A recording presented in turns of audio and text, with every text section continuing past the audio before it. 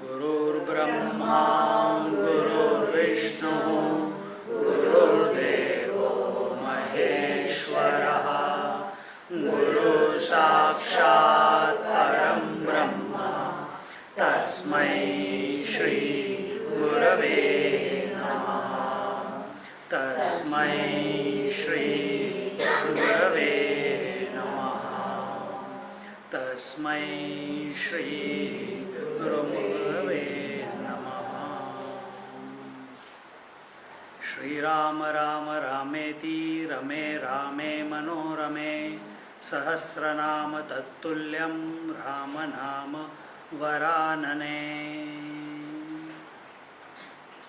The name of Lord Ram is greater than thousands of names of divine put together. And yesterday we are looking at Vibhishan Gita. This is the second day, and yesterday we saw that what is the context, what is this war between Rama and Ravana, which is representative of the eternal conflict which goes on in the mind between the opposites, between the contradictions, between the good and the bad. And then after that we saw who Rama represents. We saw Rama represents the bliss within, and Ravana is the negative tendencies. And Ravana, even though he has all the good qualities, he has all the information, he has all the knowledge, he is a Pandit, one of the greatest scholars of his times, but all that knowledge has gone to waste because of his mind's orientation towards himself, not towards the people. He doesn't want to use that knowledge for the benefit of others. He only wants to use it. How can this knowledge benefit me? How can my devotion to Lord benefit me? How everything is about me, and therefore, as a result, he has become greedy and lusty for everything good that anyone else has, and eventually wants that for himself. And therefore, in his kingdom of Lanka, everything that he has been stolen from others. Nothing is his. And then we saw that seeing our Ravana coming on a golden chariot, which was fully decked with weapons of mass destruction as well as shastra, whereas all those weapons which can be used with hand to destroy others, and with full armor, horses are protected, chariot is protected, and Vibhishan sees his inconquerable brother, and opposite to him, standing next to him, is this Lord Ram, Shri Ram. And how is he standing? He is standing with no shoes in his feet, only one lungi, one angavastra, and no armor, and only the bow and arrow. And a doubt enters into his mind, and therefore he asks the Lord, Sunahu sakha kaha krupa nidhana. And how does he go and ask the Lord? He does not demand, he does not inquire in an arrogant way. He falls down at the feet of the Lord and says, don't mind if I ask you something. Sometimes we also do this. I'll give you an example. And he says that, Sunahu sakha, oh my dear friend, kaha krupa nidhana. The Lord said, when he expressed this doubt, the Lord does not call him, yes, my devotee. He says, my dear friend. Who says this? The one who is kripa nidhan, the one who is ever compassionate. Instead of taking the wrong understanding of the words of Vibhishana. Suppose I am going, the first time I gave lecture like this in a hall in Monash University, and there were about 250 people, mainly all our Indians, and the one who was organizing, first lecture I am giving, chapter 12 of Bhagavad Gita, and I sit on the stand, on the podium, on the stand, on the seat, and someone is introducing me like him, and he's when he's introducing, this is Brahmachari Deepak, this, that, and we can see that Swamiji is very nervous at this moment, and because this is his first lecture, and I am shivering even more. That one sentence seemingly can suck out the energy out of you, isn't it? So if Ramchandraji is fighting one of the greatest fights, and Vibhishan is telling him that he is with all the armor and chariot and you have got nothing, how are you going? He is expressing a doubt, how are you going to fight him? Instead of feeling deflated by those comments, instead he understood. This is the greatness of practicing knowledge in your life, which brings about wisdom. He, instead of taking an offensive stance that how can you ask me this, instead of inspiring me, you are demotivating me. Is this what a job of a friend is? Instead, that kripa nidhan, instead of that Sri Ram, who is of the nature of compassion incarnate. He said, Sunahu Sakha. He says, dear friend. Why did he say Sunahu Sakha? Because he understands Vibhishan is not saying all these words out of wanting to deflate him. He is saying it out of his intense love for him. He is concerned for Lord Ram, for Sri Ram. And therefore he says, Sunahu Sakha kah kripa dinaha jehi jaya hoi so sandana ana. And he says that that the chariot by which Jehi Jaya Hoi so Sendanana, that the chariot by which one gains real victory is a different chariot. It is not the chariot on which this Ravana, who represents the negativity, has come on. That is not the chariot. Chariots are also different types. The one our Sri Ram is having is the chariot called Dharmaratha, the chariot of righteousness. There are other chariots. There is a chariot of war. It is called Yuddharatha. And there is another chariot which is called Vihararatha, in which you go for sporting, you go for hunting, you go for sightseeing. So these were the different chariots. See? So our Sri Ram is saying, my chariot is not any one of the other two. Mine is the chariot of righteousness. And now he will go and qualify all that. See, yesterday we were talking about the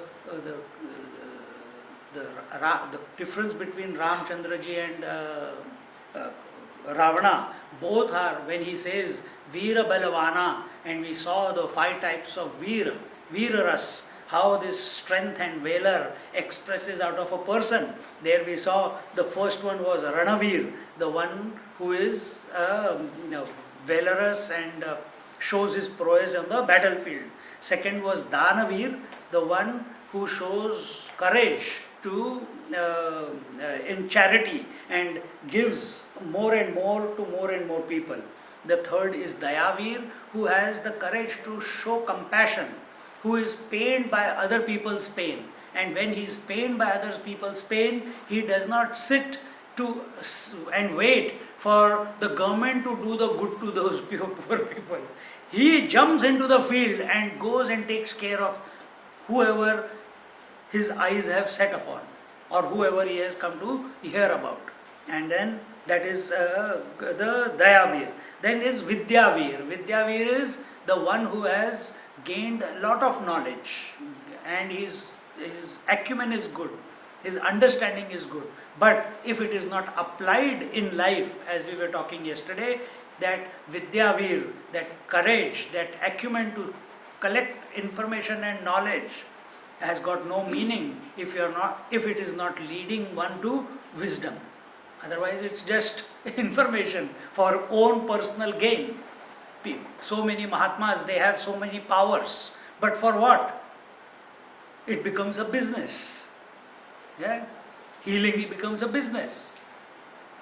It is not for that purpose. And the last is Tyagavir or Dharmavir. So, being courageous in living a righteous life.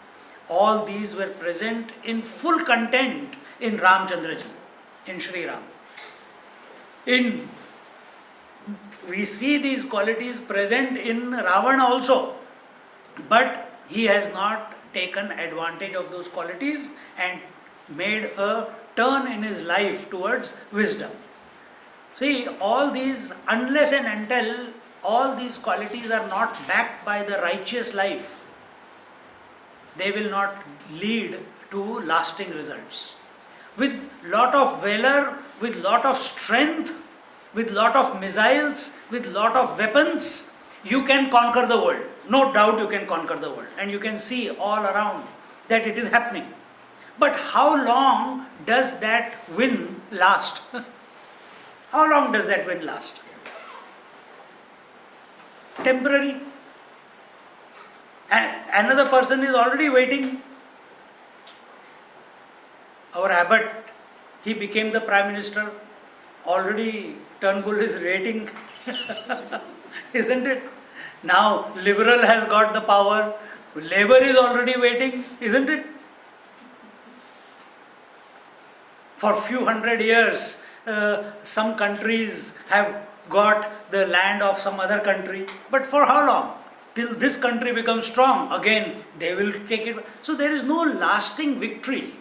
See, Buddha Bhagavan, Gautam Buddha, his father was also a great king, undefeatable king. And in those days, it was all about spreading your kingdom. And the astrological chart said that Gautam Buddha, Siddhartha Gautam, will be an emperor. And he tried everything. But Siddhartha Gautam, being very, very great intellect, could understand, and he saw that by war nothing can be gained. Today I will win, tomorrow he will have an ambition and he will come and fight again. Unnecessarily, many innocent warriors will die on both sides. This is not the type of emperorship I want. I renounce a war. Therefore, the path of ahimsa, isn't it? But what happened as a result? He conquered the hearts of the people. So he did not become the king of any kingdom, but he became the king or the emperor of all the hearts. And that from that position, nobody can bring him down even today. See? So it's a lasting emperorship, a lasting victory. So here, our Sri Ram is telling Vibhishan, this is the connotation of that sentence, that I am on a chariot of dharma and chariot of righteousness. What it is, he will tell further. So, with strength and valor and weapons and missiles, you can win a temporary victory, but not a lasting victory. For lasting victory, we need to win the hearts of the people. And saying this, through this metaphor of chariot, now the further verses go. Sauraj dhiraj tehi rath chaka satya sila dृढ़ ध्वजा pataka bal vivek dam parahit ghore kshama krupa samata raju jore ईस भजनु सारथी सुजाना बिरति चर्म संतोष कृपाना दान पर सुबुद्धि शक्ति प्रचंडा बर विज्ञान कठिन को दंडा Mangalacharana Amangalahari Dravam Sudasharatha Ajira Bahari Shri Ram Jaya Ram Jaya Jaya Ram Shri Ram Jaya Ram Jaya Jaya Ram Shri Ram Jaya Ram Jaya Jaya Ram Shri Ram Jaya Ram Jaya Jaya Ram. So here now the answer of Shri Ram to our uh, Vibhishan. Sauraj Dhiraj Tehi Ratha Chaka Satyasil Drudha Dhvaja Pataka. So he says the wheels, the chaka, Ratha, chaka, Ratha means the chariot, chaka means the wheels, are what? Sauraja and Dhiraja. Sauraja is a valor and Dhiraja is fortitude. We'll go through the whole thing and then we will explain. And then he says, Bala Bibek, no, Satya Sila Dhrida Dhvaja Pataka. So, in the old, if you see Arjuna's chariot or any chariot in the old in the pictures, on the chariot there is a flag. There is a pole and on that there is a flag. There is a big flag and there is a small flag. If the flag comes down, means that warrior has been defeated. So here he says the flags represent the Satya Sila Dridha. They represent the steadfastness in truthfulness. Satya means truthfulness, remaining, not becoming truthful when we want or the conditions are continued. No, in spite of everything, always remaining truthful. And the second is Seal. Seal means Shilata. Shilata is good character. So, what is the flag by which you are recognized? Arjuna's flag was red color on the chariot, and on that what was there? Hanumanji. That was the recognition. That chariot which goes with the speed of wind and has the strength of Hanumanji. So here in Ramchandraji's flag is the steadfastness in truth and good character. These are this Dhvaja Pataka. Dhvaja means, Dhvaja is the big flag, Pataka is the small flag underneath it. Then Balabibe Kadam Parahita Ghore.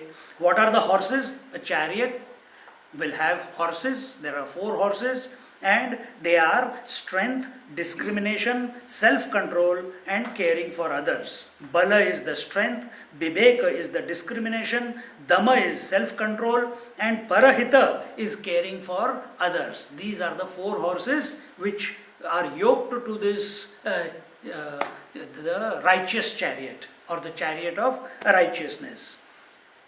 And then naturally just having horses is not enough. They have to be yoked with the rein, and the reins have to be there. So what are these reins? 4 horses, 3 reins. And therefore these ropes are the rope of, here he says, Kshama, Krupa, Samata, Raju, Jore. So Kshama, forgiveness, Kripa, compassion, Samata, equanimity, balanced mind, even mind. So these are the reins by which these horses, the 4 horses of strength, discrimination, self-control and caring for others are tethered to. And therefore,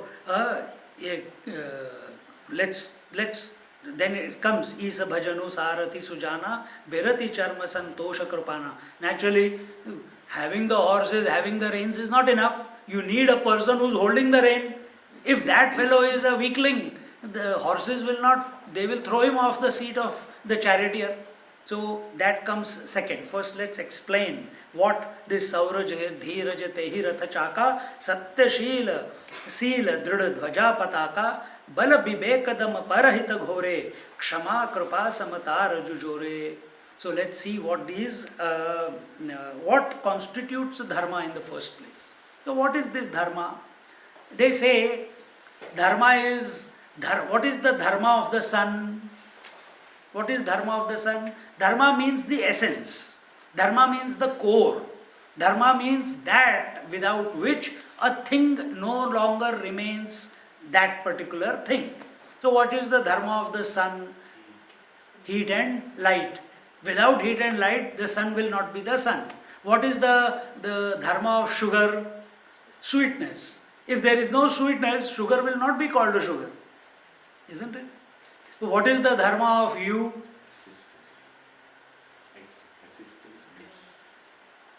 The spirit. Just simply put, spirit, isn't it?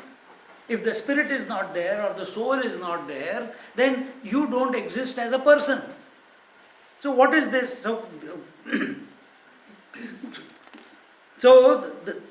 This soul, as we know, or our core, everyone, whether you like it or not. See, many people. Yesterday I had gone to someone's place, and there we had a satsang, and many people said we will come for the satsang, but they didn't come. They are so excited. Oh my God, we will do this. We'll come here and we'll. But that was temporary. Whenever they are in a company, when they are in the temple, they feel good. But the attraction of the world is so much that the Lord always suffers. Huh? Satsang always. The first casualty is, if you are having a daily regimen to live life, the first casualty is your meditation. First casualty is lighting the lamp in front of the Lord. First casualty is you are taking the name of the Lord. If it comes, if the competition is between should I sit for meditation or should I go and finish my shopping, otherwise I'll have to go at night, shopping will win. See? Shopping will win. So dharma. So to remain steadfast in dharma, we have to keep thinking about what is this soul, what is, and for that, so that our attention remains to that, on that, we have to cultivate certain virtues. And dharma means where all virtues are fully, abundantly available through, or seen in that person in plenty all the time. He doesn't have to. Yes, we need to practice and cultivate those virtues. But Ramchandra ji is he who has practiced, cultivated, and he is established. Now he doesn't need to remember anything. He is always in that. He doesn't have to keep remembering, oh, I must not tell lies, I must tell the truth. I must not tell lies, I must tell the truth. I must not tell lies. No, he is naturally truthful all the time. He is naturally straightforward all the time. He is naturally compassionate all the time. Buddha does not have to think, should I be or should I not? Oh, Yari, this is a murderer. If he murders me, what will be my compassion for? No, he will not think that way. If he sees the pain, he will go and try to bring no pain in that person, whether it is a person or an animal also. Okay?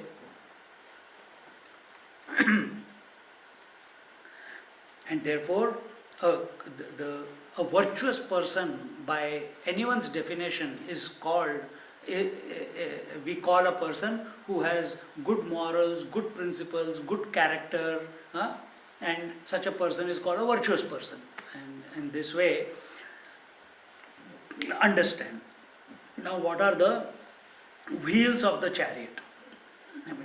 The first doha said, Sauraja Dhiraja Tehi Ratha Chaka.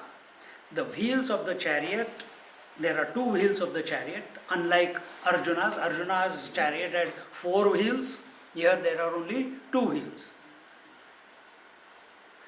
Like the Alexander's chariot. They are valor and fortitude. And what are they?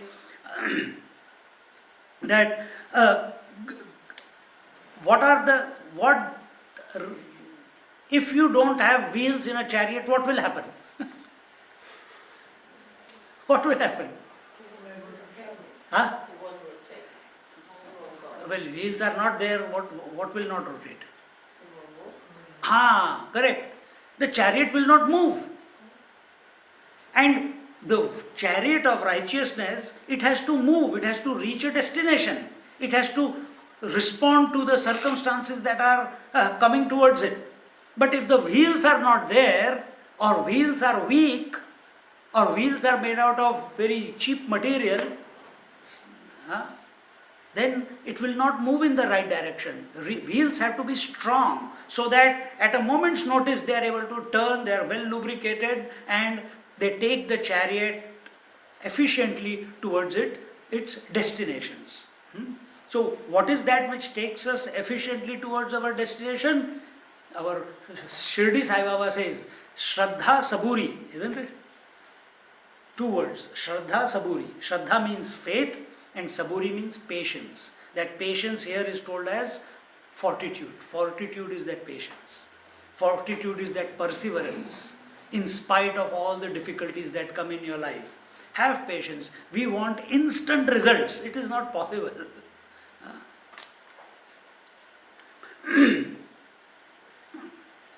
So these two, if we don't have these two, there will be no progress possible. What is this strength? What is this Sauraja? This Sauraja comes from the word Shaurya in Sanskrit. Shaurya means valor, and it is the ability of a person to face all the challenges that come towards him in his life without complaining. So are we able to, every day problems are coming? Are we continuously succumbing to negativity? Always continuously succumbing to complaining? Or are we able to find that space within our heart and mind ki, there's no other choice, I have to face it. Let me face it, and let me face it smilingly.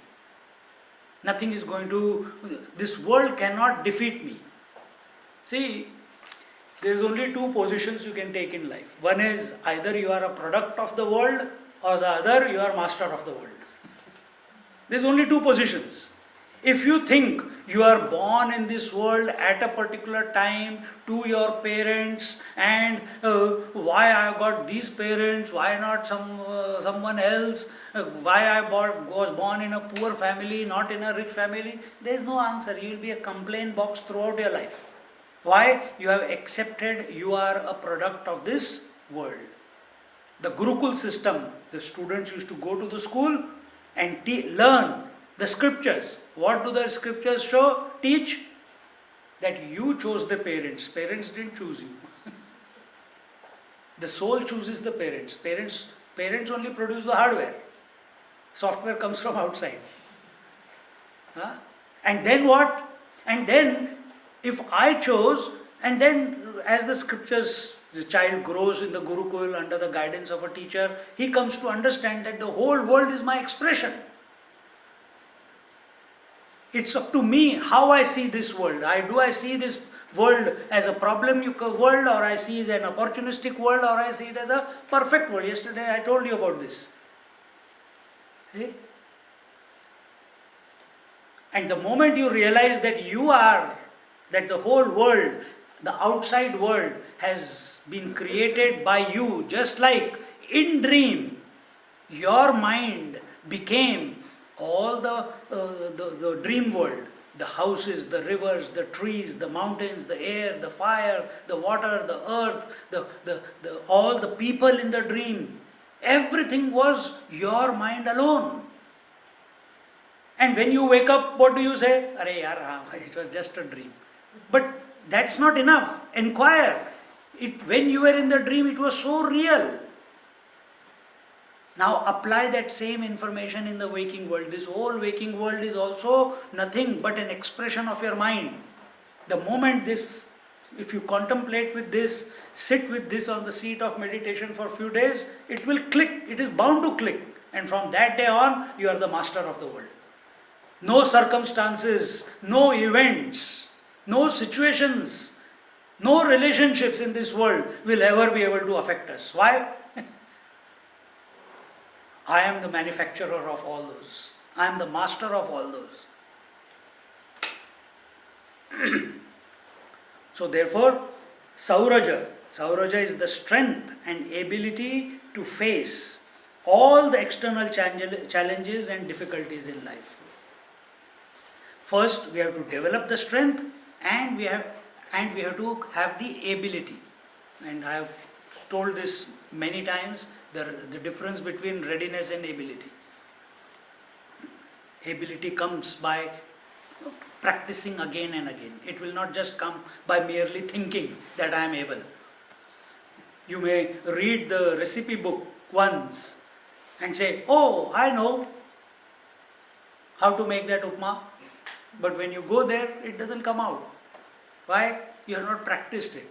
So to become able, to become capable of making the upma without again and again referring to the recipe, you have to practice it again and again, maybe 2-3 times, and then you are expert at it. Having Velar, having Sauraja is not enough, but also at the same time, along with it, you need Dhiraja, Sauraja, Dhiraja. Dhiraja is patience. You may have the strength to face life. See? You may have the strength to face life, but if you do not have patience, it will not take you a long way in life. Patience, because we want instant results, and that is not possible. Patience teaches us that when the time is right, the solution will present itself.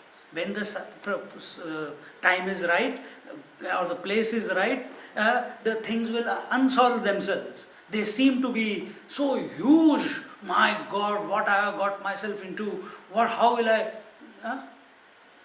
I felt like that when I was in the ashram. They said, "So, are you taking brahmacharya?" I looked at my teacher.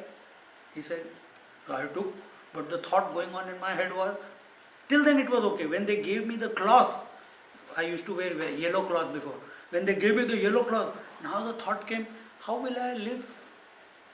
How will I eat food? I will have to go begging to everyone. That is also okay, but I have never done it. Okay, chalo, something. But there is no money in my pocket. How will I go from point A to point B if I got no money in the pocket? All these doubts started coming in. Then what do? That time you need these two to move forward in that journey of brahmacharya, isn't it? Because that's how last 15 years have brought me to where I am today. But if that time I had succumbed to the doubts in my mind, I would have gone back, got a job and been happy with the dollars in my pocket. Isn't it? See? So patience, that things will work out. Things will work out. Dhira Purusha. Dhira Purusha is the man of fortitude. Who is he? He is who is unaffected even when all situations in front of him are capable of creating fear, anxiety and confusion, and not only that, but even lust in his mind. And in spite of all this onslaught that is coming towards him, he is able to remain undisturbed in this storm. Only dhirata, only fortitude will not be enough. He must have the strength also.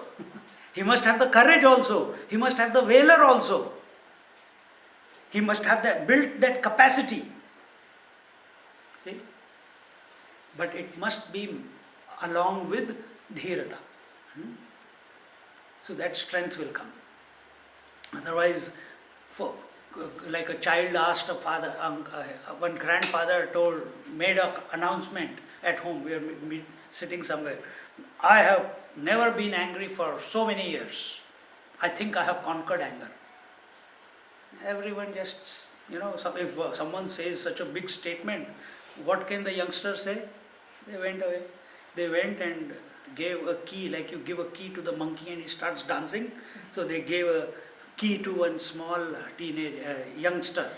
And they said, go and tell grandpa, you don't get angry. Daddy, Aja, you don't get angry. Aja, you don't get angry. How you don't get angry? Be after him till he doesn't get angry.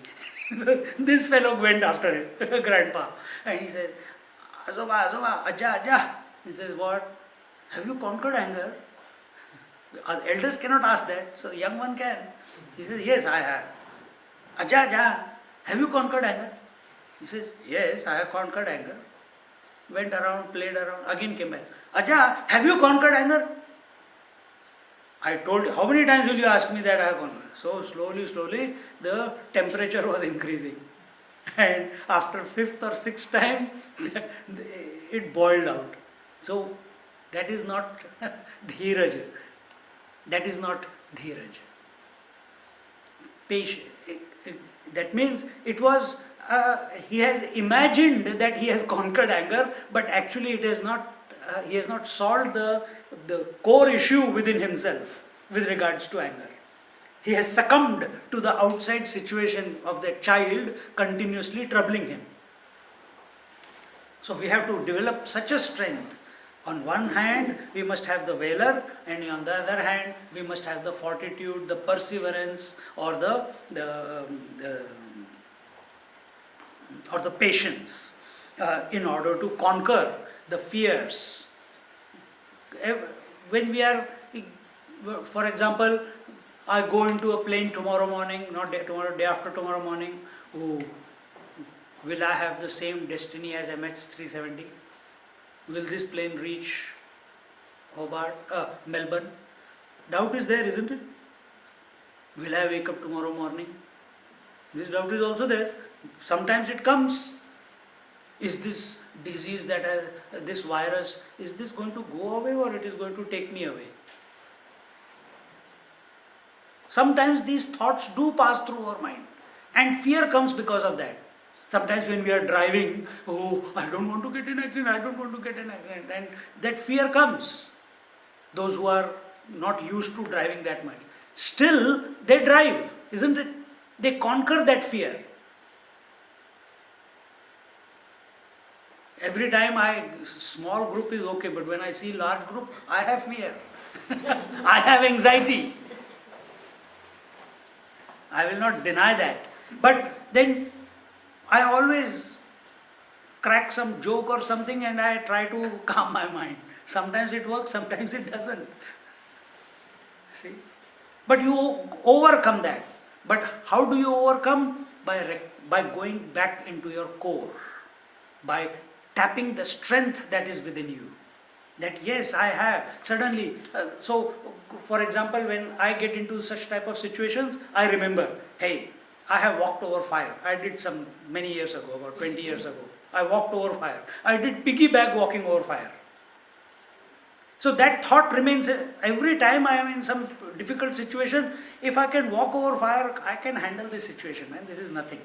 If fire cannot burn me, there is nothing else in the world that can trouble me. And I invoke that strength out of me, which has become dormant. If you are not using it, things become dormant.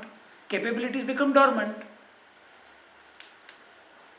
So in this way, on one side, the valor, the strength, the ability is the ability to handle the difficulties and situations in the outside world. Patience is required to handle the difficulties which are born within us, not outside, but within us. Our doubts, our confusions, our misconceptions, our fears, our anxieties, our expectations. And as long as the mind is there, as long as this mind has not been oriented properly, it will keep popping up these in different situations. And we must have the patience to go through these and make them important. And in this way, it may seem sometimes that some people are taking name of the Lord for so many years and they say, Swamiji, for 10 years I have taken the name of the Lord but nothing has happened. I sit in meditation every day but nothing has happened. I go to satsangs 2 times a week but nothing has happened. I have read so many books but I am even more confused than when I started reading the books. These are genuine problems of many people who have sincerely started the journey, but they find that they have not gained anything. In people's eyes, there are so many I have seen, they are fantastic, speakers. They talk about Vedanta, they talk about knowledge, they talk about everything. But in their life, in their personal life, in their internal life, they are zero. Why? It is easy to preach others, but it is very difficult to practice it on ourselves. So you may be a hero to the world, but in your own eyes, you are a zero. This has to change. And this can change when you have the courage and valor plus to face the outside world, and you have the patience and fortitude and perseverance to face the anxieties and fears of the inner world, of the emotional world, the attachments, the distractions, the lust. And in this way, can a person ever be able to conquer this fear and anxiety ever in their life? When will it happen? Even if you are able to conquer it with your last breath, consider yourself lucky. Consider a life well lived.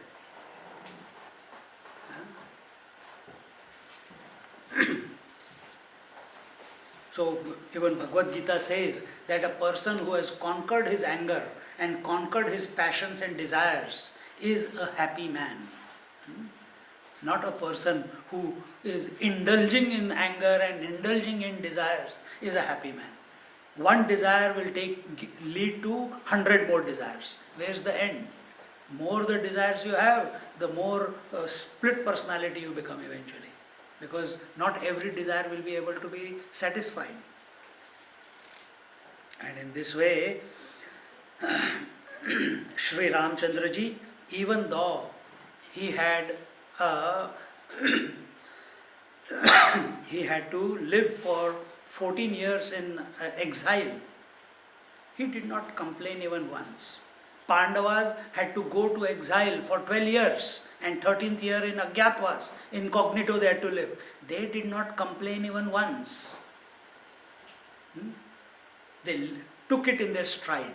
Ramchandra ji, on one day he was told, you are going to become, the father announced, you are going to be crowned prince tomorrow. You will become Yuvraj tomorrow morning. That night at 4 o'clock in the morning, the stepmother comes and tells him, you are going to the forest for 14 years. When he heard that he is getting neither this news took the smile away from him, neither the news that he has to go to the forest took the smile away from his face. He was the same in success and when good news came or bad news came. For him, both are same, and that is the quality of evenness, but also it shows a dhira purush, a wise person can only respond in this way. Now we come to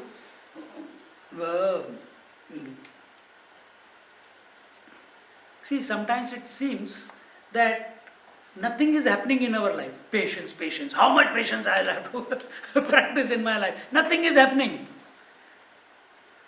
See, a simple example is, you take a little bit of culture of yogurt and put it in a warm milk.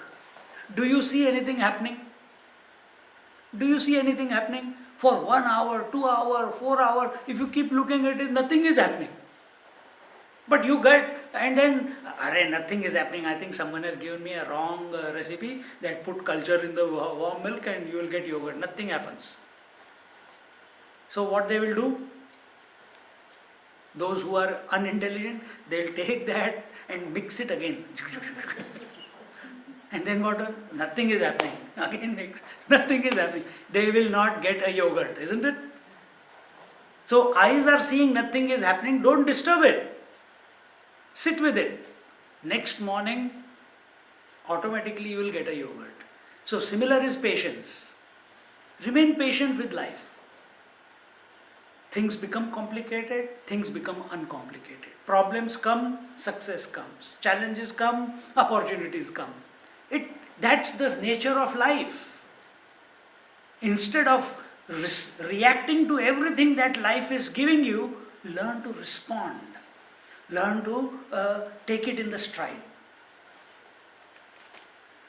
Now, what are the flags of the chariot? They are truthfulness and good character.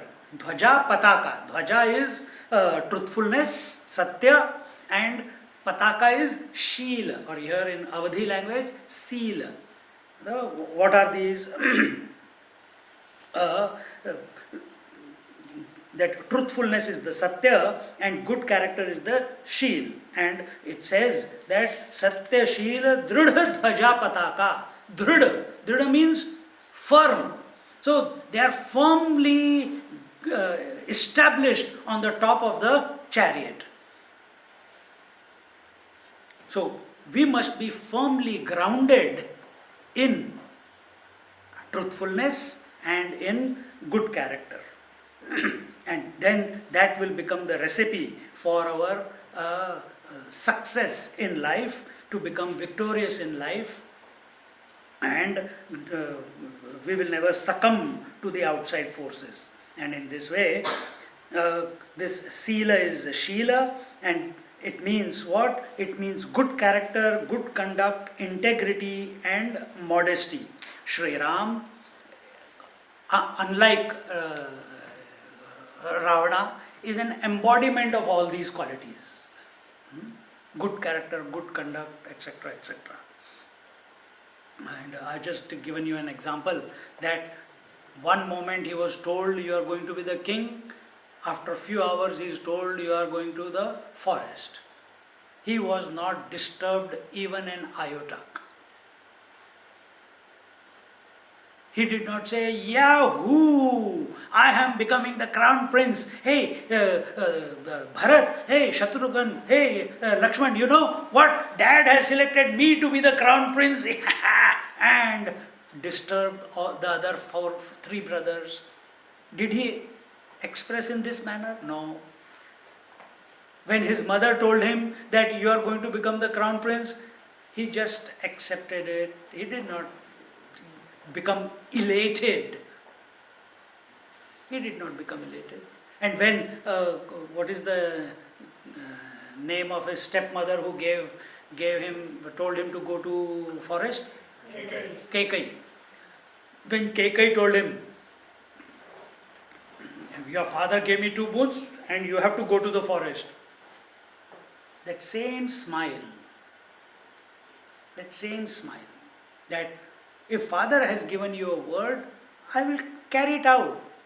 In that, and you can, when you are reading Ramayana, you never get a feeling that he is saying it out of pain or he is saying it out of to please. Why me? Why couldn't someone else had come? Why I have to give up my kingdom and go to the forest?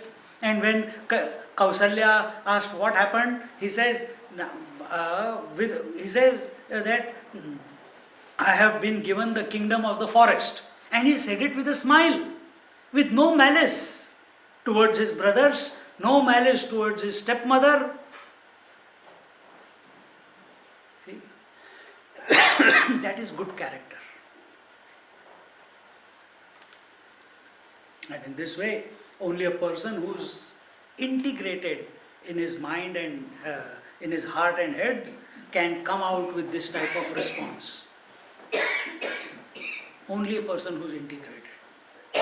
And that integrity within us comes when we develop the quality, these good qualities of truthfulness and good character. Good character being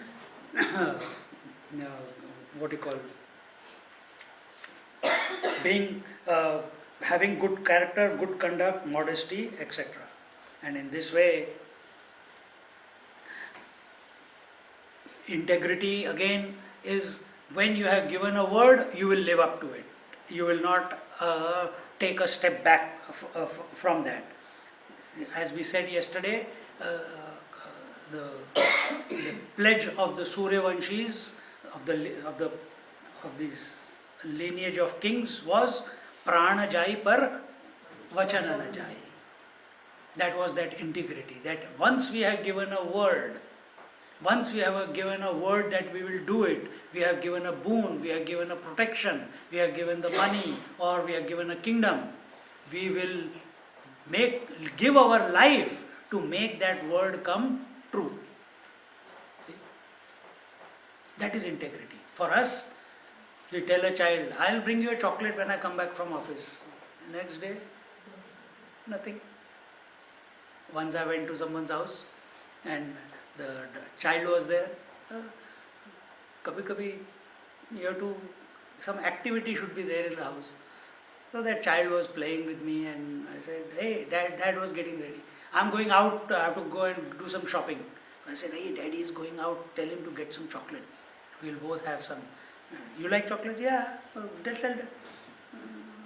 No, he will not bring. Hey, tell dad, he should bring. Okay, if you say so, I'll tell him. Told dad. Dad came back after half an hour, didn't bring the chocolates. 10-year-old kid, girl. Dad said, and she did not even ask dad, did you bring the chocolate? I had to remind, did you ask dad? Go and ask dad, where's the chocolate? She said, dad wouldn't have brought it. Ask, maybe, how can he not bring it? He's your dad and you have told him. He said, Dad, did you bring the chocolate? He says, oh my darling, I forgot the chocolate. And the moment he said it, she turned around and started playing the carom that we were playing. I said, you are not disturbed. Normally, children get disturbed if chocolate is not brought. She says, no, I have given him 100% discount. Because anything I tell him, he never brings. So I never expect anything. See, a 10-year-old child is saying this. A 10-year-old child. Why do fights take in most of the families? Expectation, isn't it? I told you to do this. I told you to wash the dishes, you didn't wash. I told you to get the bread, you didn't bring. I told you to bring the milk, you didn't bring. Did you pay the bill? Everything I have to do all the time. No expectations. Face what life is giving you with truthfulness, with steadfastness. Arguments and complaining attitude is not the way.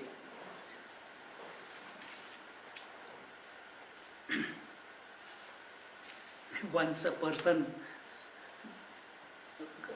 businessman was there. And that businessman, this is not the example of integrity, but we are just on a lighter side. He says, what is integrity? He says, integrity is when you give a word, you must live up to it. This is integrity. He says, what is wisdom?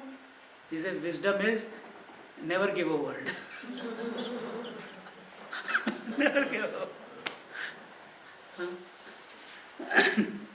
Now, with this, after the flags, we come to the third verse. That is, Bala bibek dama parahita ghore. What are these four horses? These four horses are Bala, which is strength, Bibek. In Awadhi language, Va is told as Ba, so it is Vivek. Vivek means discrimination between the right and the wrong. Then Dama is self-control. And Parahita means concern for other people. These are the four horses. And what do they represent? The first one, the Balam, represents the physical strength. And it is not just, and strength can be many things. It can be emotional strength, it can be intellectual strength, it can be financial strength, it can be political strength. But the real strength is that when you do not succumb to fear, anxiety and desires which keep welling up within your bosom. Sri Krishna says the same thing in Bhagavad Gita also. He says, I am the strength of the strong, devoid of desire and attachment. So this is that strength we are talking about. Not just the physical brute strength. Ravana has the brute strength, but still he gets defeated. So what is desire and what is longing? What is attachment? What is desire? Tell me. All of you have desires. All of you have some attachments. What is desire? Asha. No, but technically you tell me. What is desire? A longing for something that which you do not have, which someone else has, and you want it for yourself. That is desire. And what is attachment? Attachment is once you have it, you don't want to let go of it. Both these corrupt qualities are there in Ravana. He wants what everyone else has, and then he doesn't want to give it away. He didn't want to give Sita away. He didn't want to give the flying saucer away. He didn't want to give the palace away. See? And in this way, attachment is holding on to what you have gained. Whereas in Bhagavad Gita, the Lord said, Yoga Kshemam Vahamyaham, that whatever you put your attention on me and whatever you need in your life, I will provide, and whatever is already there with you, I will protect. Both. Whatever is required for your sadhana. He gives that assurance. But here, we don't want to think of the Lord. This ego, this individual keeps thinking, I can take it, I can do it, I can control my life, I can direct my life. You can, but for that you have to invoke the divine within, then you can. And in this way, see, when our Ravana went to kidnap Sita in Ramayana, he tricked her. And he was very scared because of her purity. Remember when he goes, that Lakshman Rekha is there, Ravana gets out of his flying saucer, comes out, and he takes the form of a sannyasi. The moment he takes first he takes the form of a Ram to trick Sita. But the moment he takes the form of the Ram, because he could change forms in a moment's notice. The moment he took the form of Ram, he forgot that he had come to kidnap Sita. All good qualities started expressing him. Suddenly he remembered. He gave that. He said, "Nay, this is dangerous." Yeah. Then he took the form of a sannyasi. Still, but he did not kidnap. He says, as a sannyasi, still good qualities were there. So he asked her, "Please, Bhavati Bhiksham Devi," and she came out. And he says, "You please come out, and then only I will take it." So he puts a trick there. But that Sita, even with all the knowledge, Ravana is ready to stoop down so low in order to fulfill his lust. But that Sita, that 19-year, 20-year-old girl, even though she is there for 1 year with him in the Ashokavana, but not even once she is ready to give in to the desires of Ravana, is ready to give in to the threats of Ravana.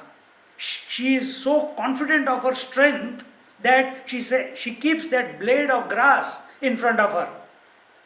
She says, "Ravana, if you cross this blade of grass, you will burn here." And he was so afraid because of her purity. So the strength of character has to be developed if we want to live in this life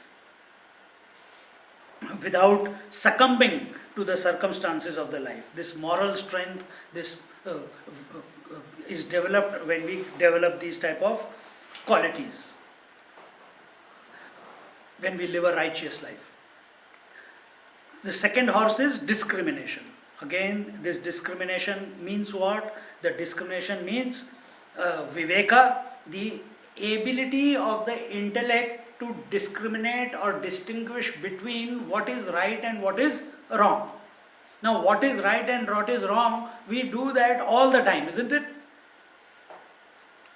After this class is over, you will have an option. to drink tea or coffee. You will have an option to stay or to go. You will have an option to come tomorrow or not come tomorrow. You will have an option to stay and listen to the bhajans or go to a pub or a restaurant for a meal. Continuous. This is, at the worldly level, this is what we understand as discrimination, isn't it? But this is not the discrimination that we are talking about. This is not the choice that we are talking about. The true discrimination is between the right and the wrong. Between that which is absolutely right and that which is never right. See?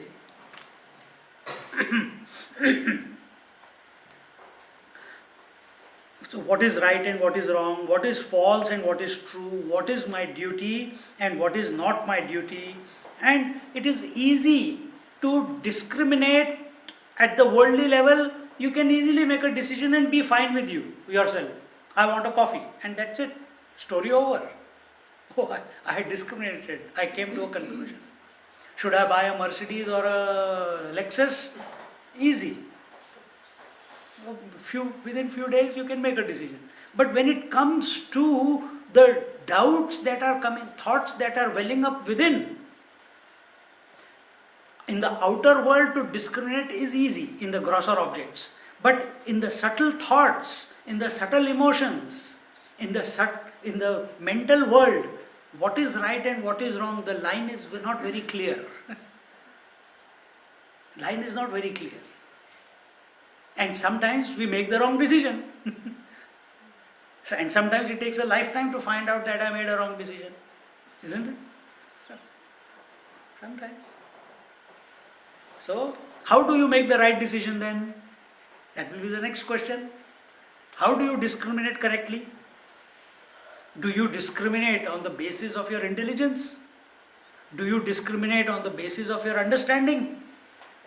Do you discriminate on the basis of information that you have collected till now in your life? How do you discriminate? Tell me. Huh?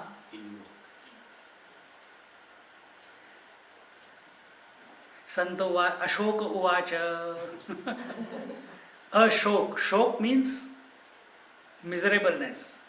Ashok means the one who is never miserable. So the one who is never miserable spoke. What did he speak? He says, invoke. Invoke who? Invoke the Lord within. Invoke the truth within. How do you invoke the truth within? How do you?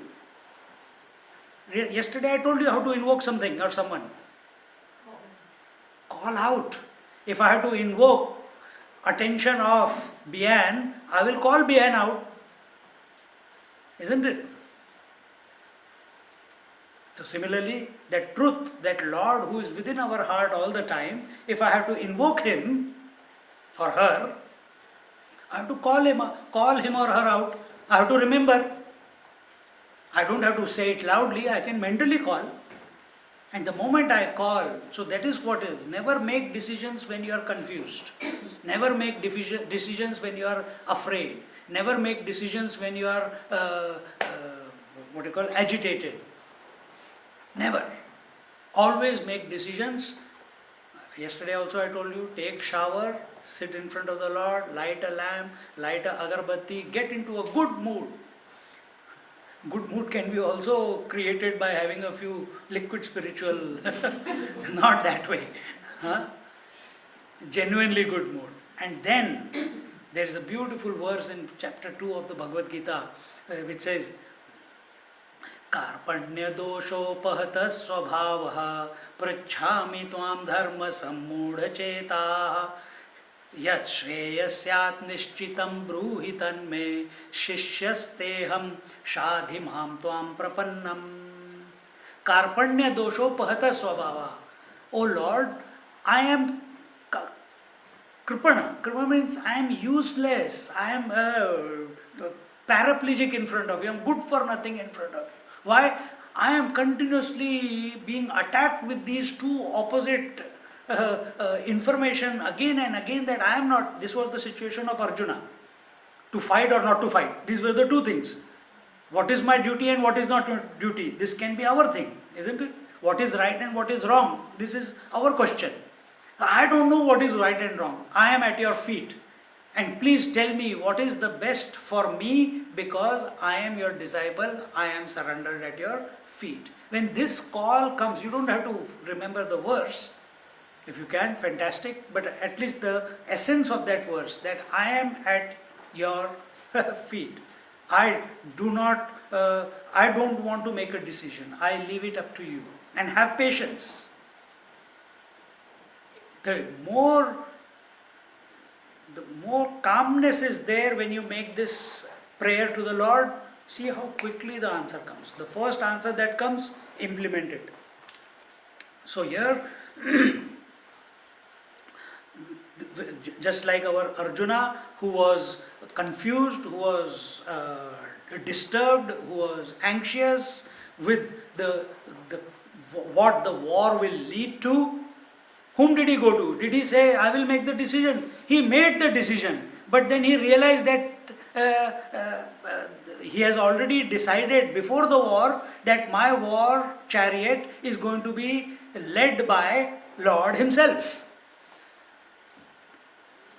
So the Lord looks up at him, doesn't say anything. It's your decision, why should I interfere? He's just smiling at him. The moment confusion comes in Arjuna's mind, from that moment on, the chariot of Arjuna does not move forward. It remains stuck between the two armies. Still, stand still. The whole Bhagavad Gita is not told on a moving chariot. It is told on a still chariot. Because Arjuna is the master of the chariot. When there is confusion, when there is lethargy, when there is procrastination, when there is agitation, your whole life as if comes to a standstill. You don't see any future. You don't see any destination, isn't it? What next? I don't know. I think I'm caught up in a spiral, same thing day in and day out. What's there to life? Understand. Some element is missing, and that element is your attention to divinity. See? And he surrenders to the Krishna and comes out of that delusionary state, comes out of that crisis. So if you want to come out of this crisis, if you want to make decisions in life, invoke the divinity within, invoke the spirit.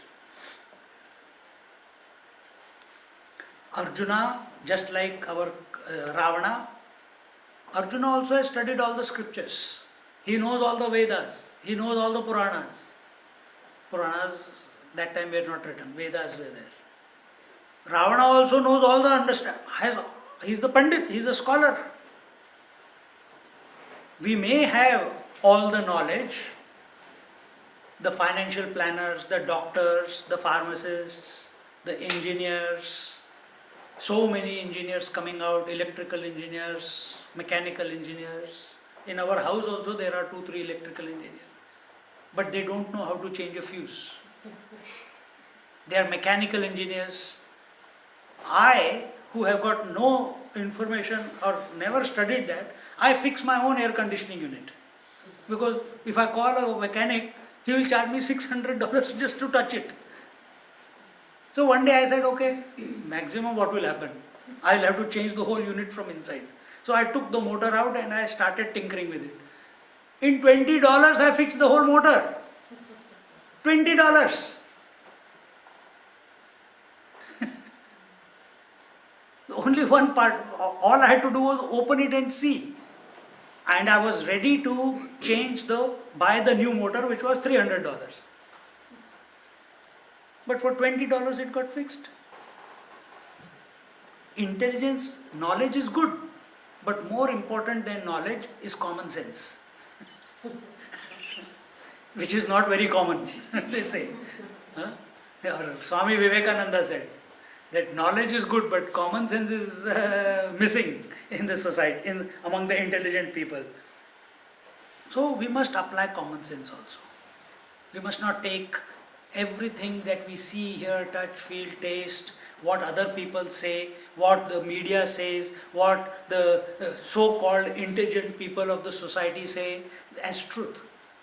Everything that the pharmaceutical world today, we say, oh, let's take this drug, let's take that drug, let's take that drug. But after 10 years, they say, that was bad, now take this one. Isn't it? Don't you see the pattern? This is common sense.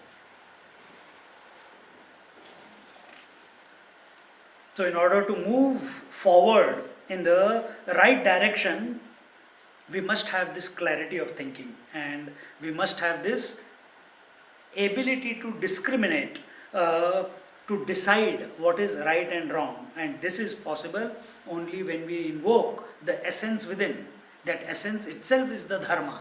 That essence itself is the righteous principle.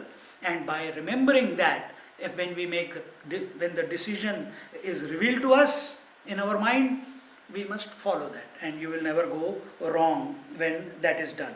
And this we see not only in Mahabharata but in Ramayana also. All the decisions of Ramchandra ji or Lakshmana or Hanuman, whenever Hanuman wants to do something, Siyavara Ramachandra ki jai, and he does it and it happens, isn't it? So if he does it, why not? We are more smarter than Hanuman. Third horse is the control of senses. Senses are what? Seeing, hearing, touching, feeling, tasting, plus the mind. This is the sixth sense. So these need to be brought under control. And what happens, see, if we don't control the senses, see in the olden times or even today, when we see a horse buggy or we see the horse race, what is that first thing that you notice? That horse, he's got blinkers on the side, isn't it? Why are those blinkers kept? So that he only sees ahead. If the blinkers are not there, what will he do? There is a beautiful succulent green grass in the middle of the whole race course. He will stop running and he'll go to graze the grass. Isn't it? So to make him focused, to make him single pointed, those blinkers are kept. Control of senses is this principle. That we must be focused on what we want to achieve in life. Otherwise, sometimes we want to do something and we want to, suppose I am coming here and then I say, Bian says, Swamiji, there is this beautiful movie on the theatre, it's only 1 hour, we still have 2 hours before the lecture begins, let's go there and come. And we go, buy the ticket, get into the hall, and the movie starts late, finishes late, and then we come to the lecture also late. Distraction, isn't it? You are sitting here, you are listening to the topic of Vibhishan Gita. How long are you able to concentrate on the lecture that is going on? The answer will come. According to the medical journal, it is 45 minutes only one can concentrate. Then develop your ability to concentrate for 2 hours. I will not take you for 2 hours, don't worry.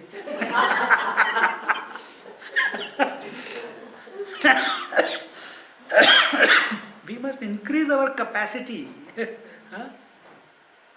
So how long? Even here you are listening, watch your mind. Sometimes some word triggers something in your mind, it starts imagining that. Sometimes it starts saying, oh, I must apply this is where I go wrong, I must put this into place, I must apply it and then you come back, and by that time you are already missed out the other words, isn't it? Because you went into a reverie. So you were not focused.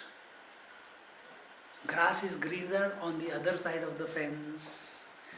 Answers that you need to find for living your life are within you. I cannot look at any one of your life and say that what is working for you will work for me. I will keep that information. But what is the concoction that will work for me has to be revealed from within. And that answer will only come when I go deep into my core. To go deep into the course, first is I must withdraw my senses from the world. This is the senses which are getting me involved in the world. My eyes look at something beautiful, the desire arises, I want that. Ears look at a beautiful music, desire arises, I must own that CD.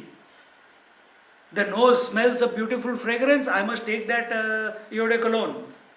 Isn't it? The skin goes and feels some beautiful material, oh, that will be nice for my lungi. See? And we keep getting lost in this world and forget what is the real purpose that we are here for. We are not born for shopping. Don't look at me like that. We are not born for shopping. We are born to become perfect while living in this life. That is the purpose. The purpose of yes, I don't know, in our Menzies talk that came, that the purpose of human birth should not be wasted. After a lot of hard work in your life, in your previous lives, you have got this human birth. Don't waste it in living like an animal life. Animal life is security, food, and procreation. 3 things. Only 3 areas the animals function. If you are only functioning in these 3 areas, I must security, I must have 10 houses, I must have 15 houses, I must have this furniture, this car, that car, and alarm system.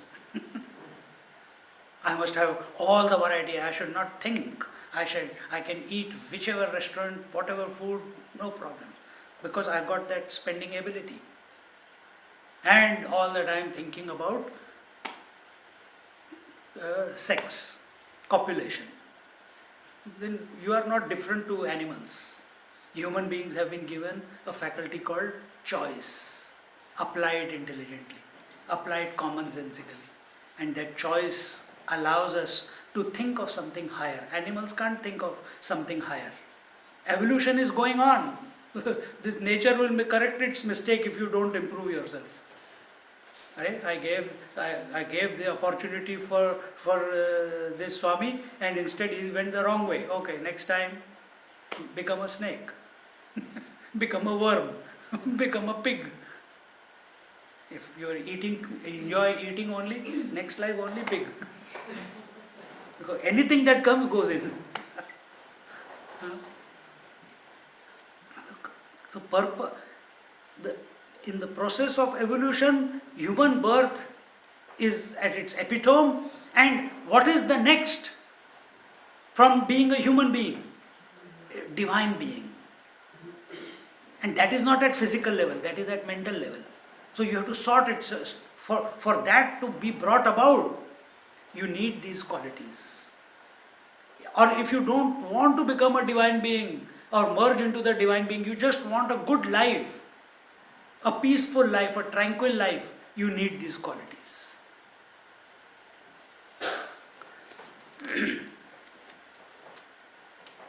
So, when we are using these senses, we must know for what purpose are we using these.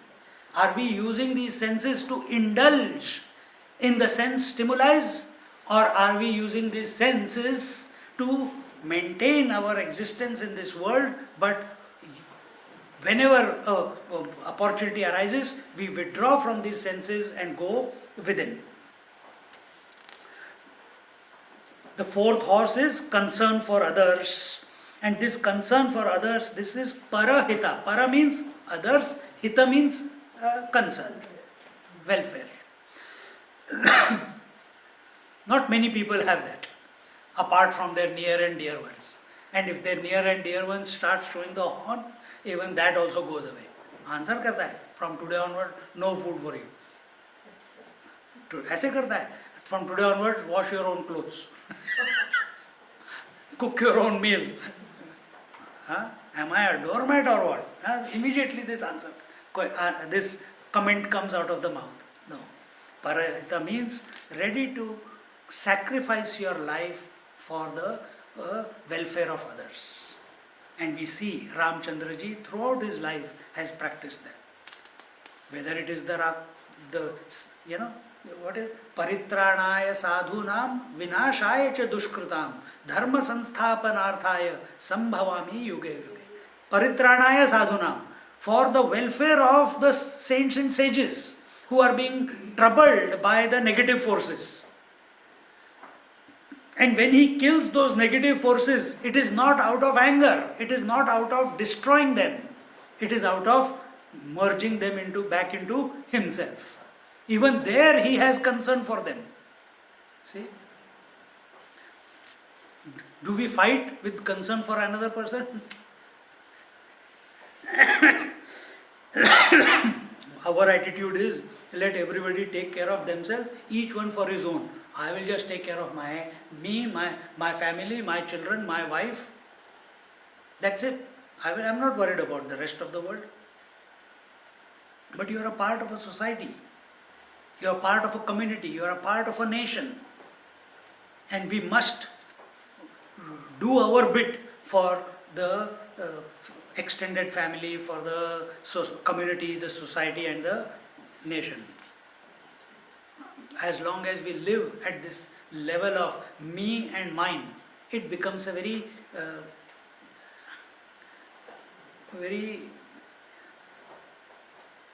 lone existence.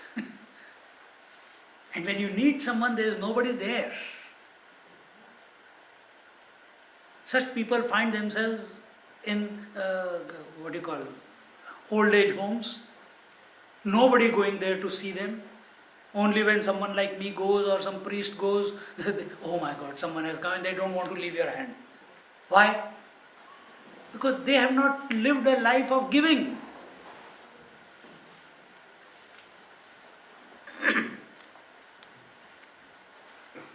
So whatever resources we have, whatever abilities we have, whatever strengths we have, all that should be employed for caring others. Life is about giving. Life is not about taking. Life is about sacrifice. Life is not about what is in it for me all the time. In life, always be a giver. You see how much peace will be there. Yesterday, I think I told yesterday, first step is dhan, charity. Second step is tyag, giving up, giving something and letting go of it. And that leads to vairagya, dispassion.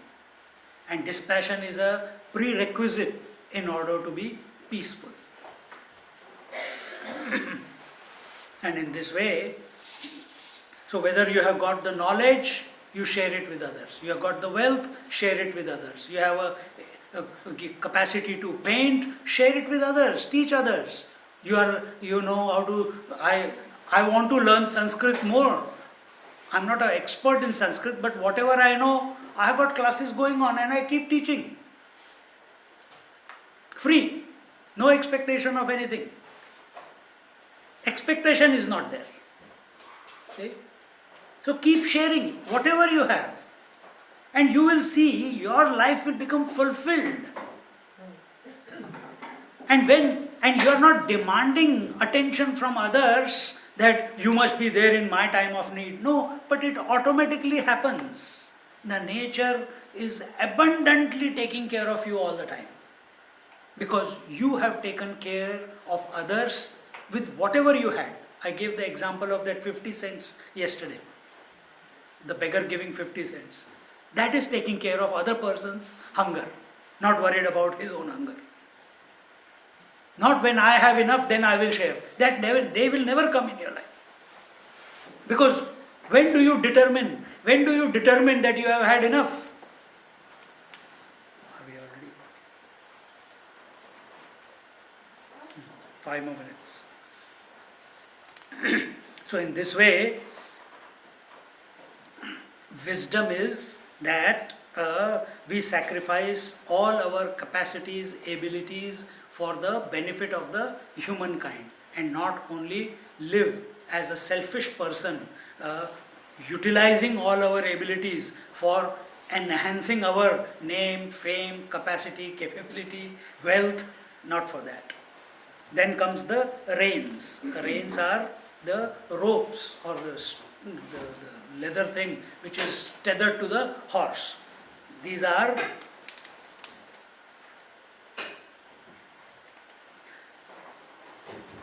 Kshama, Kripa, Samata, Rajujore. It is forgiveness, it is compassion, it is evenness of mind. These are the three ropes with which the horses are tethered. See? So what is this first rope called forgiveness? It is forgiveness is again the best forgiveness is what? If someone says, like when I was driving in my car in the car from Sydney to Coffs Harbour, and Swamiji was saying, my teacher is saying, don't drive there, drive. Once or twice he did, and afterwards I got cheesed off because it was dark and I had to concentrate, and this fellow is again and again telling me how to drive,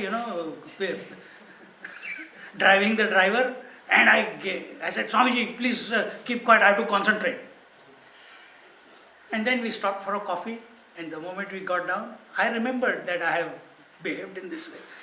Immediately it came. I said, I'm sorry, Swamiji, I'm sorry that I spoke loudly with you. He said, about what? So there was not even, I was carrying it with me, but he was not carrying it with him. Should a elderly person be spoken to? I did not use very bad language. I just said out of being cheesed off. I said, Swamiji, please let me concentrate.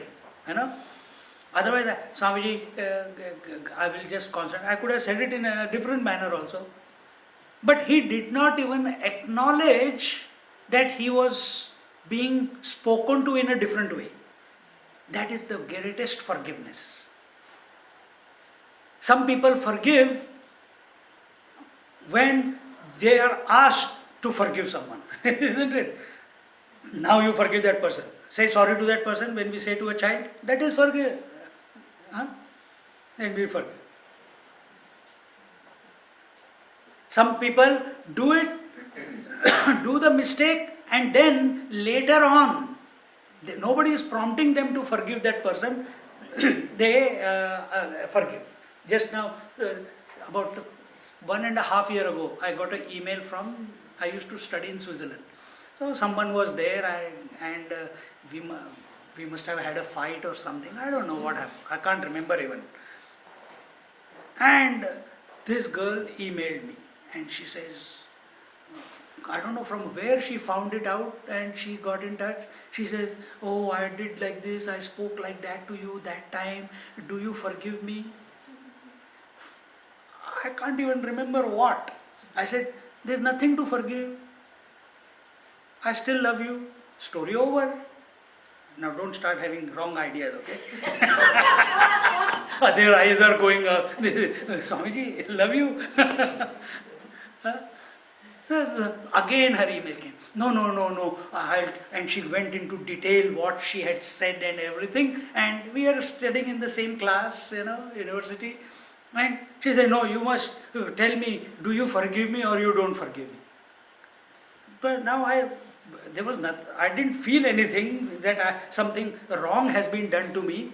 So initially I was saying there's nothing to forgive. But when I saw after some time that she needed to hear that she is forgiven, then I sent an email. Okay, if that satisfies you, this is here it is. But in my heart there is no ill feeling.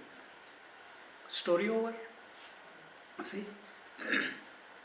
But the best forgiveness is which has not even touched you. That means the insult of others, the wrongdoing of others has not touched you even an iota. At that very moment you have forgiven them. Mirror does not hold on to the you go, they say if you're angry with someone, go and stand in front of the mirror and you look at the mirror and you start screaming. Mirror doesn't feel, it doesn't hold on to your anger. Immediate discount, 100%.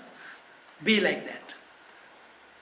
Second rope is compassion, and this compassion is, it is that quality, that it is that marmata of the heart, or that softness of the heart, that your heart melts on seeing the pain of others, and that prompts you to do something for other people. That is compassion. So Buddha Bhagavan, Lord Buddha, he is the compassion incarnate. He saw the pain of other people. He saw the people dying in death. He saw people living in an imaginary life, continuously seeking, not knowing what. And he showed them the way of a realization. And the third rope is equanimity of mind. And this equanimity of mind is the evenness of mind. Evenness means life will continuously, outside life or inner life, will continuously throw opposites to you. Sometimes anger, sometimes desire, sometimes goodness, sometimes good thoughts, sometimes bad thoughts. Are you affected by them, or are you undisturbed by them? Are you continuously oscillating? When good things come, yahoo! When bad things come, woohoo! Or are you in the middle? Yahoo comes and goes, woohoo comes and goes, but you are in the middle watching the whole drama unfold in front of your eyes. Just like a mother, a small child comes and cries. Mother doesn't start crying with that person. She knows he has just fallen down, and if she doesn't give him attention, this fellow is going to stop crying and he is going to continue playing. But initial days, when the child is still very young, what happened, this happened, that happened, katak, and this floor hurt you, will hit the floor, tatak. Foolish mother. But the same mother, after how many times will she do that? After a year and a half, she says, you fall, he's crying. She can hear him crying, but she's not disturbed by the crying. That is equanimity. So life is continuously presenting you different situations, but are you succumbing to those situations, or are you remaining in the center? You are remaining in the center. Watching good times come and go, you are watching bad times come and go. You are watching good thoughts come and go, you are watching bad thoughts come and go. Why? Because you are in the, you do not want to go get disturbed by outside forces. Only such an equanimous mind is itself the reality. Itself is the source of righteousness. Itself is the core. And in this way, samatvam yoga uchyate. Yoga is not about the different poses or pranayama and controlling senses and all those is required. But in the end, yoga means to remain undisturbed when the onslaught is there on you, internal or outwards. That is samatvam yoga uchyate. And in this way, now these are the three ropes. So we have seen the two wheels, we have seen the four horses, we have seen the three ropes which are tethered to the horses. If these ropes are not in a person who is capable of controlling the ropes, the horses will go this way, that way. And if the horses are not controlled by a capable person, there are four horses. This fellow sees grass on this side, because he can turn his head. This fellow sees grass on this side, he turns that head. What will happen to the chariot? Not only it will not move forward, it may even get toppled over, isn't it? So you need a proper charioteer. Who is that charioteer? We will see in our tomorrow's class. We'll just chant these few verses that we did today. Verses meaning dohas of the Ramayana. This comes in the Yuddha Kand or the Lanka Kand of Tulsi Ramayana.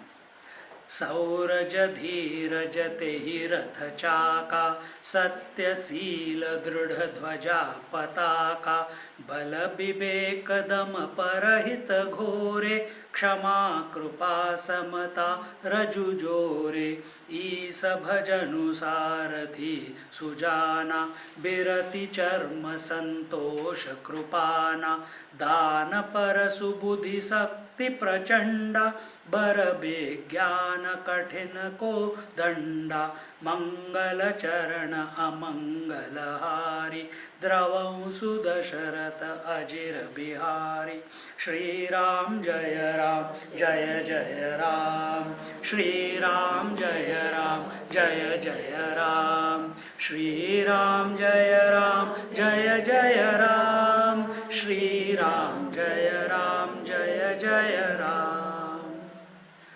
ओम पूर्णमदा पूर्णमिदं पूर्णात् पूर्णमुदच्यते, पूर्णस्य पूर्णमादाय पूर्णमेवावशिष्यते। ओम शांति शांति शांति। हरि ओम श्री गुरुभ्यो नमः। हरि ओम।